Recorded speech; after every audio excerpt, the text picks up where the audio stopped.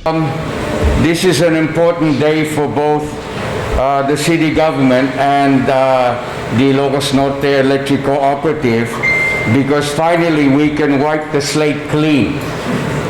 For your information,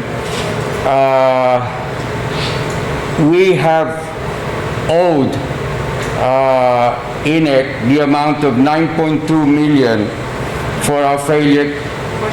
Sorry, I'm getting mixed up. It's the other way around. We owe you 14.4 million, and you owe us 9.2 million. And so what we're doing here today is we're wiping the slate clean. Okay, we are both paying what we need to pay to one another, once and for all. Okay. 14 years. So this utang to one another has lasted 14 years. So Since 2006. since 2006. So perhaps we can attribute this to Baroa Laoag Apo. So why don't we now begin the process of exchanging the debts to one another?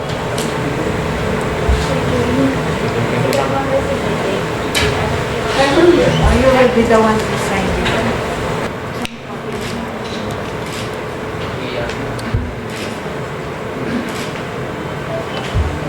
First of all, I would like to thank the mayor and the city government of Laoag for working this out for almost 14 years. This will help a lot in the operations of uneg, especially now during this pandemic that we are short of collection, and this will go to our power bill payments to our power suppliers.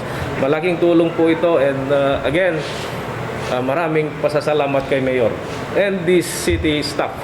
Okay, very good.